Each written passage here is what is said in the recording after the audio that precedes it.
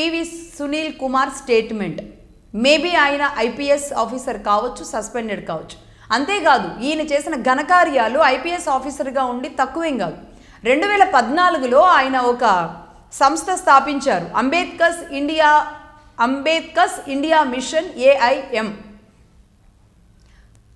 చూడ్డానికి ఇది Ambedkar India's machine, కానీ ఇది మొత్తం ఒక క్రిస్టియన్ చర్చికి అటాచ్ అయ్యి క్రిస్టియానిటీని పెంచడానికి, చాలామందిని కన్వర్ట్ చేయడానికి, క్రిస్టియన్లుగా బయట నుంచి ఫండ్ తీసుకొచ్చి ఇక్కడ ఉన్న వాళ్ళకి అంటే మతం మార్చడానికి ఉపయోగించేలాంటి ఒక క్రూరమైన ఇది చర్య జరుగుతుందని LRPF legal right protection forum వాళ్ళు కంప్లైంట్ ఇచ్చారు.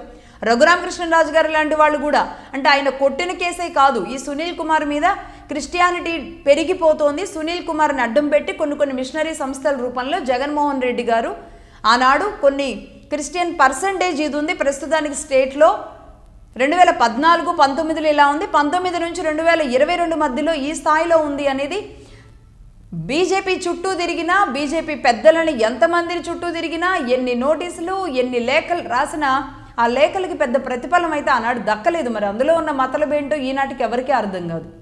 ఇక్కడ ఎవరినో నిందించడం ఉద్దేశం కాదు, కానీ ఎప్పుడు లైట్ తీసుకుంటారో, ఎప్పుడు సీరియస్ తీసుకుంటారో, ఎందుకు లైట్ తీసుకుంటారో, ఎందుకు సీరియస్ తీసుకుంటారో ఎవరికి అర్థం కాదు.